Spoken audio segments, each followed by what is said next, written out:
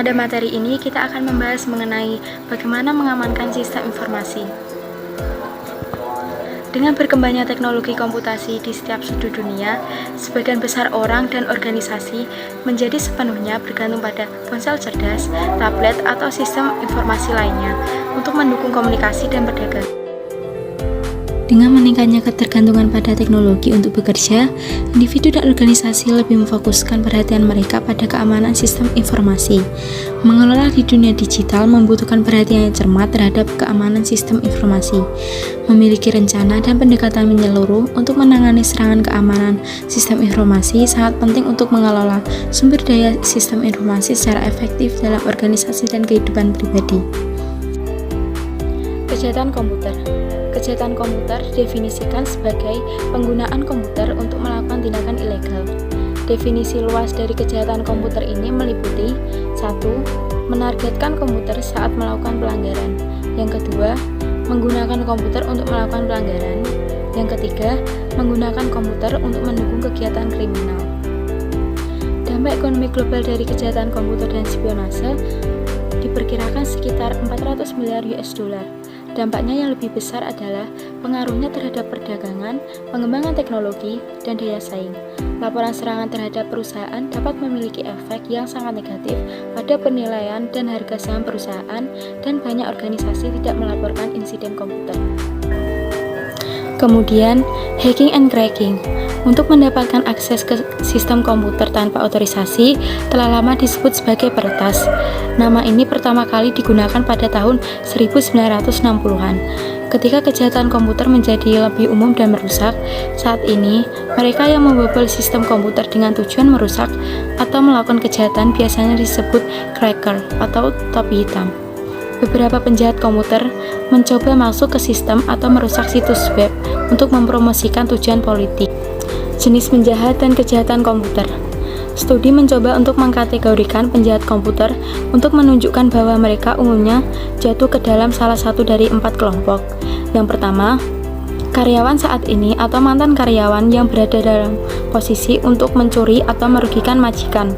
Yang kedua, orang dengan pengetahuan teknis yang melakukan sabotase bisnis atau informasi untuk keuntungan pribadi. Yang ketiga, penjahat karir yang menggunakan komputer untuk membantu kejahatan. Yang keempat, cracker luar hanya mengintip atau berharap menemukan data cracker. Akses yang tidak sah. Akses yang tidak sah terjadi setiap kali orang yang tidak berwenang untuk melihat, memanipulasi, atau menangani sistem pencarian data untuk data yang berguna. Kemudian melihat monitor yang menampilkan data kepemilikan atau rahasia, atau mencegat pesan elektronik di jalan ke tujuan mereka. Zero day. Zero day adalah hal yang dirahasiakan kerentanan perangkat keras atau perangkat lunak yang dapat dieksploitasi oleh cracker untuk mempengaruhi program komputer, data, komputer lain atau jaringan. Modifikasi data yang tidak sah terjadi ketika seseorang mengakses data elektronik dan kemudian mengubahnya menjadi beberapa cara, seperti ketika cracker meretas situs web pemerintah dan mengubah konten. Ancaman lainnya adalah keamanan. Keamanan sistem informasi seringkali dilanggar hanya karena organisasi dan individu tidak melakukan perawatan yang tepat dalam menjaga sistem informasi. Beberapa contoh sebagai berikut. Yang pertama, karyawan menyimpan kata sandi pada selembar kertas di depan mata. Yang kedua, individu tidak pernah menginstal perangkat lunak antivirus.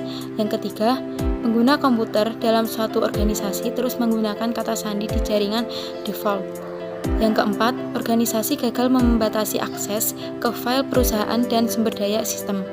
Yang terakhir, karyawan ceroboh memberikan informasi melalui telepon. Selanjutnya, ancaman terhadap sistem informasi itu ada virus komputer dan kode merusak lainnya, di mana malware sendiri merupakan kepanjangan dari malicious software. Jadi malware ini seperti virus, worm, dan trojan horse yang memiliki dampak ekonomi yang luar biasa pada dunia karena telah merugikan organisasi lebih dari 114 miliar US$ untuk melakukan pencegahan terhadap adanya virus malware ini. Dan kebanyakan besar organisasi di dunia itu memilih untuk tidak melaporkan adanya insiden besar virus malware ini agar tidak membuat pelanggan dan pemegang saham di organisasi itu merasa khawatir akan adanya virus malware ini. Kemudian selanjutnya ada virus komputer, di mana virus adalah program perusak yang mengganggu fungsi normal dari sistem organisasi itu sendiri. Jadi virus ini berbeda dari jenis kode berbahaya lainnya karena virus dapat mereproduksi dirinya sendiri. Jadi virus ini akan merusak ke sistem komputer dengan cara menghapus file pada hard drive dan akan memperlambat adanya pemrosesan komputer, namun tidak akan mengganggu atau membahayakan sistem di dalam komputer. Virus ini akan menginfeksi satu komputer, namun akan dapat menyebar melalui pembagian file atau penyebaran file dari satu device ke device lain. Selanjutnya ada worm, Trojan horse, dan program seram lainnya, di mana virus itu termasuk dalam bentuk infeksi komputer yang mematikan karena kode destruktifnya itu dapat merusak. Dan baru-baru ini jenis malware baru itu ditemukan yang namanya ransomware. Jadi ransomware ini akan menyandera komputer pengguna dengan mengunci atau mengambil kendali komputer pengguna atau menginskripsi file atau dokumen dari pengguna. Kemudian ada kegagalan layanan. Serangan denial of service atau DOS ini terjadi ketika penyusup elektronik dengan sengaja mencoba untuk mencegah pengguna sah dari satu layanan. Misalnya pelanggan mengakses situs web. Jadi untuk melakukan serangan seperti ini, itu pelanggan penyusup itu seringkali membuat pasukan komputer zombie dengan menginfeksi komputer yang berada di rumah, sekolah, atau tempat bisnis dengan virus atau worm itu sendiri. Jadi setiap komputer yang terhubung ke internet itu dapat terinfeksi jika tidak dilindungi oleh fireware atau antivirus, seperti itu. Jadi apabila tidak dilindungi itu terbuka untuk serangan dan dapat digunakan sebagai komputer zombie tanpa sepengetahuan atau persetujuan dari pengguna. Selanjutnya kita akan membahas spyware, spam, dan cookie, di mana ini merupakan 3 cara tambahan sistem informasi itu dapat terancam. Jadi spyware ini sendiri merupakan perangkat lunak apapun itu yang secara diam-diam dapat mengumpulkan data tentang pengguna melalui internet tanpa adanya sepengetahuan dari pengguna itu sendiri. Spyware ini terkadang tersembunyi dalam freeware atau program perangkat berbagi, namun terkadang juga dapat tersembunyi atau dapat disematkan dalam situs web dan diunduh ke komputer pengguna tanpa adanya sepengetahuan dari pengguna itu.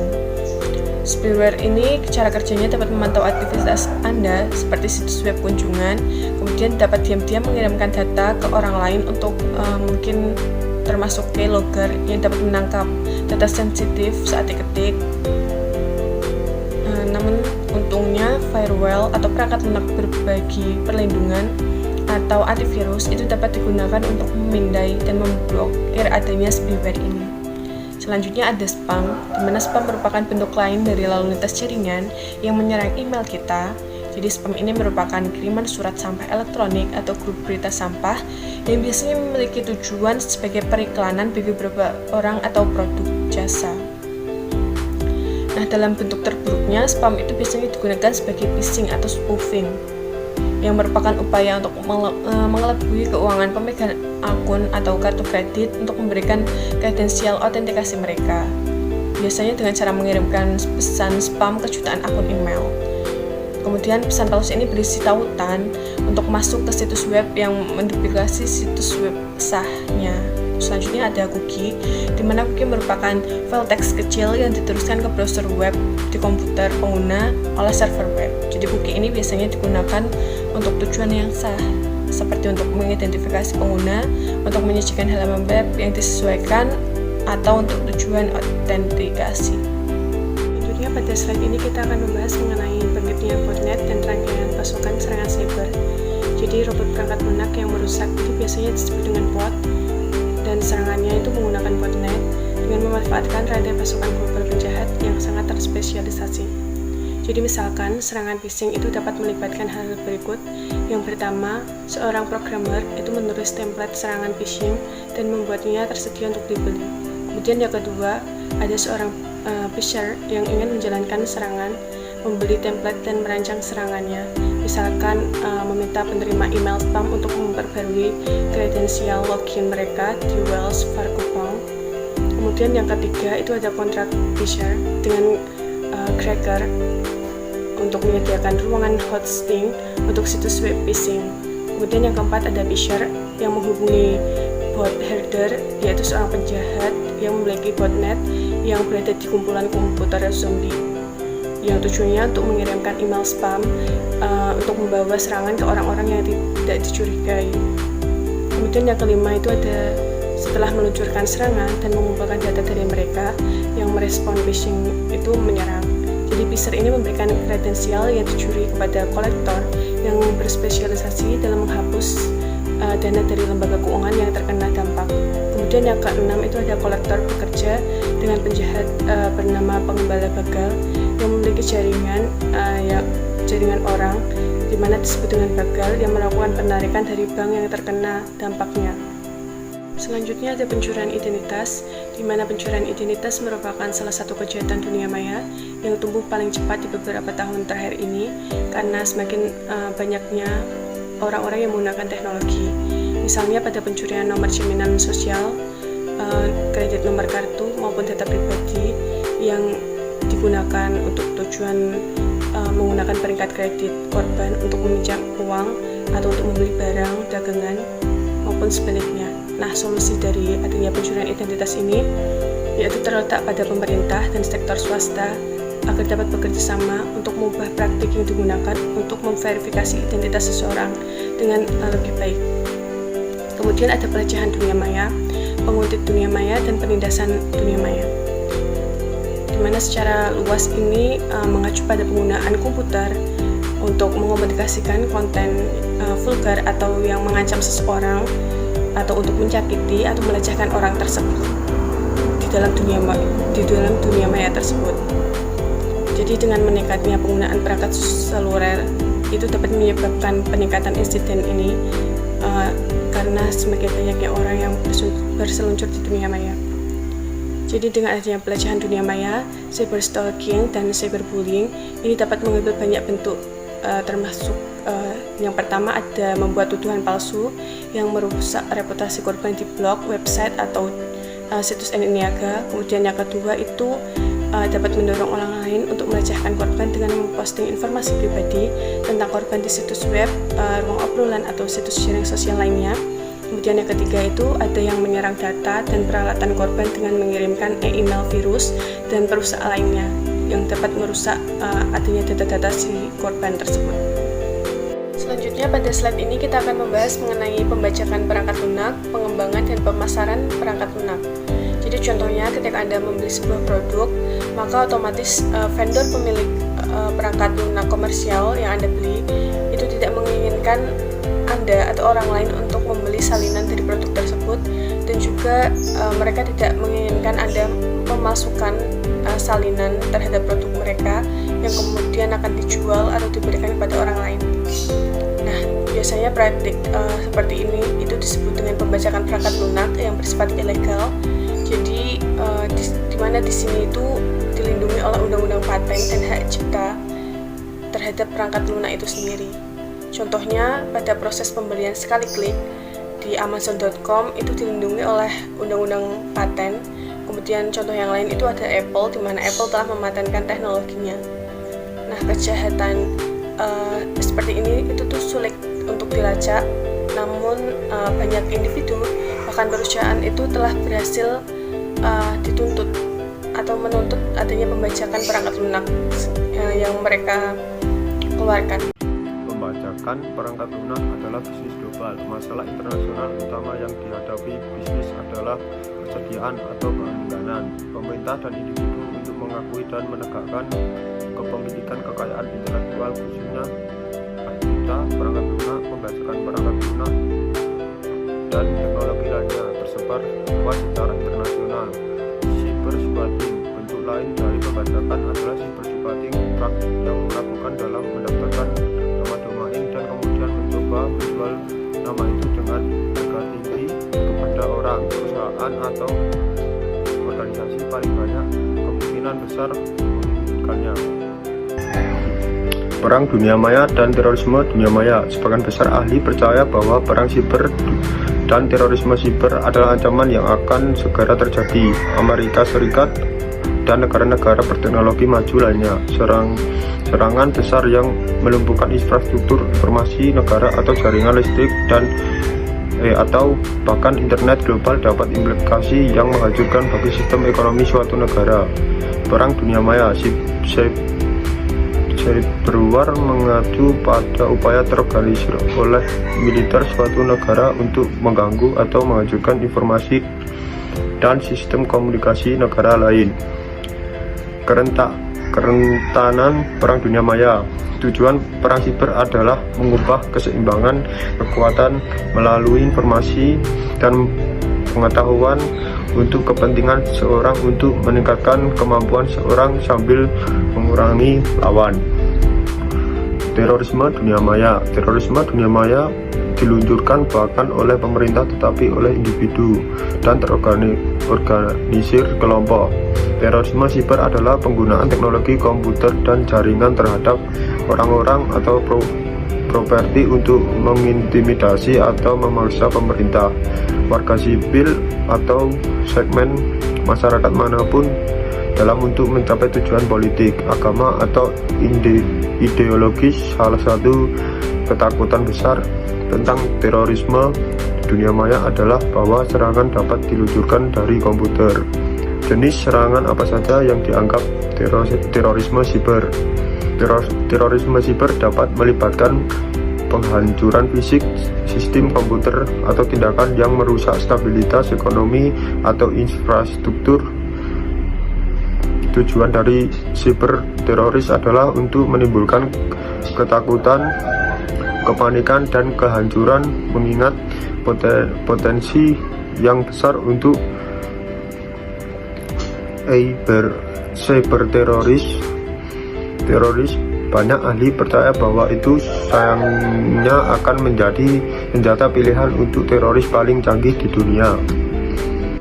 Menanggapi ancaman global siber teroris dengan proliferasi dan ketergantungan teknologi meningkatkan pada tingkat astronomi, ancaman siber teroris akan terus meningkat. Selain kerjasama dan kesiapsiagaan yang lebih besar, pemerintah harus meningkatkan kemampuan pengumpulan intelijen mereka sehingga potensi serangan digagalkan. Sebelum mereka mulai, hukum internasional dan perjanjian harus berkembang pesat untuk mencerminkan realitas terorisme siber. Mengelola keamanan sistem informasi. Ancaman utama terhadap keamanan sistem informasi meliputi 1 bencana alam, 2 kecelakaan, 3 karyawan dan konsultan, 4 tautan ke kontak luar bisnis, 5 orang luar. Ancaman terhadap sistem informasi dapat berasal dari berbagai tempat, internal dan eksternal organisasi. Keamanan sistem informasi mengacu pada tindakan pencegahan yang diambil untuk menjaga semua aspek informasi sistem aman dari kehancuran, manipulasi atau akses atau penggunaan yang tidak sah, sambil memberikan fungsionalitas dan dimaksudkan untuk melegitimasi pengguna. Keamanan sistem informasi adalah proses yang berkelanjutan terdiri dari 1. Menilai risiko, 2. Mengembangkan strategi keamanan, 3. Menerapkan kontrol dan pelatihan, 4. Pemantauan keamanan. Pembatasan akses fisik. Organisasi dapat mencegah akses tidak sah ke informasi sistem dengan menjaga keamanan data yang tersimpan dan mengizinkan akses hanya kepada karyawan yang membutuhkannya. Melakukan pekerjaan mereka.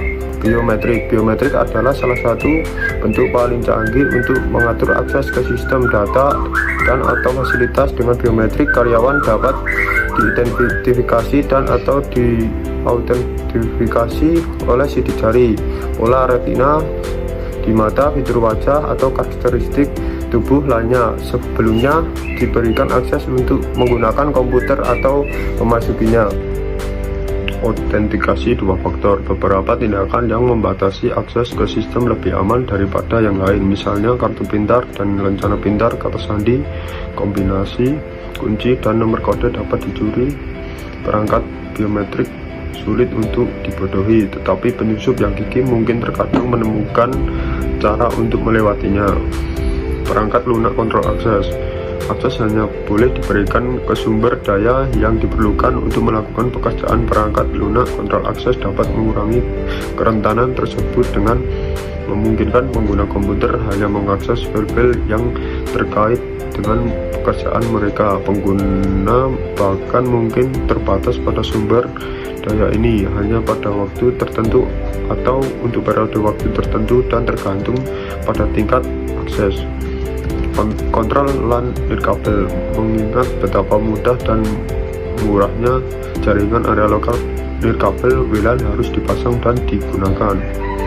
Penggunaannya telah meroket, membuat banyak sistem terbuka untuk diserang. Kontrol LAN nirkabel mengacu pada metode konfigurasi WLAN, sehingga hanya pengguna yang 990 berwenang yang dapat memperoleh aksesnya. Jaringan pribadi virtual. Jaringan pribadi virtual atau VPN adalah koneksi jaringan yang dibangun secara dinamis dalam jaringan yang ada, sering disebut terowongan aman untuk menghubungkan pengguna atau node. Firewall. Firewall adalah bagian dari sistem komputer yang dirancang untuk mendeteksi intrusi dan mencegah akses tidak sah ke atau dari jaringan pribadi firewall, pada dasarnya sebagai pagar keamanan. Kemudian enkripsi. Enkripsi adalah proses penyandian pesan menggunakan kunci enkripsi sebelum mereka memasuki jaringan atau gelombang udara. Lalu, mendekodenya menggunakan kunci yang cocok di ujung penerima transmisi sehingga penerima yang dituju dapat membaca atau mendengarkannya. Enkripsi dapat digunakan untuk melindungi data yang ditransmisikan melalui internet. Keamanan cloud. Dengan semakin banyak data dan aplikasi yang dipindahkan ke cloud keamanan menjadi semakin penting. Pemanfaatan dan pencegahan virus merupakan serangkaian kegiatan untuk mendeteksi dan mencegah virus komputer. Telah menjadi tugas penting penuh bagi IS Department dalam organisasi dan untuk kita semua dengan komputer pribadi kita. Di sini kami menjelaskan beberapa tindakan pencegahan yang dapat Anda ambil untuk memastikan bahwa komputer dilindungi. Yang pertama, install perangkat lunak antivirus, lalu perbarui secara berkala untuk memastikan Anda terlindungi dari virus yang baru. 2. Jangan gunakan flash drive atau shareware dari sumber yang tidak dikenal atau dicurigai dan berhati-hatilah saat mengunduh materi dari internet. Pastikan bahwa sumbernya memiliki reputasi yang baik. 3. Hapus tanpa membuka pesan email yang diterima dari sebuah sumber yang tidak dikenal. Jadilah terutama waspada membuka lampiran. Lebih baik menghapus pesan yang sah daripada menginfeksi sistem komputer Anda dengan virus yang merusak. 4. Jangan membuka lampiran email secara membabi buta, meskipun lampiran tersebut berasal dari sumber yang dikenal seperti rekan atau teman kerja. Banyak virus menyebar tanpa sepengetahuan pengirim, jadi lebih baik untuk memeriksa dengan pengirim sebelum membuka lampiran yang berpotensi tidak aman. Kelima, jika sistem komputer Anda terkena virus, laporkan infeksi tersebut ke sekolah atau perusahaan Anda, Departemen SI, sehingga tindakan yang tepat dapat diambil. Pusat data aman. Data dan kemampuan untuk memproses data adalah sumber kehidupan bagi banyak dari organisasi besar saat ini, seperti Amazon.com, Travelocity.com, dan Facebook. Akibatnya, organisasi perlu melindungi peralatan penting dari penyusup luar dan dari elemen seperti air dan api. Bagaimana sebuah organisasi dapat dengan andal melindungi fasilitasnya dari ancaman seperti itu? Yang pertama, memastikan kelangsungan usaha karena banyak potensi penyebab bencana yang tidak dapat dihindari. Untuk perusahaan yang beroperasi di digital dunia, infrastruktur IS sering penting untuk sebagian besar proses bisnis. Jadi, perhatian khusus harus diambil untuk mengamankannya. 2. Mengamankan infrastruktur fasilitas pusat dan organisasi harus selalu diamankan dan dilindungi dari penyusup luar. Manajemen perangkat seluler. Perangkat seluler yang digunakan oleh sejumlah besar pengguna organisasi, melindungi perangkat seluler dan data yang disimpan di dalamnya sangat penting-pentingnya. Manajemen perangkat seluler atau MDM adalah administrasi organisasi perangkat seluler untuk menegakkan kebijakan otorisasi, mencegah pengunduhan atau pemasangan yang tidak disetujui aplikasi, atau mengunci perangkat dari jarak jauh atau menghapus data. Kemudian kontrol pengembangan sistem. Ketika sistem dirancang atau dibeli, harus diperhatikan bahwa semua fitur keamanan diimplementasikan, diaktifkan dan dikelola dan setiap perubahan dilakukan dengan benar, dikelola dan didokumentasikan untuk mencegah risiko dari bug perangkat lunak atau pintu belakang tersembunyi. Kemudian kontrol manusia.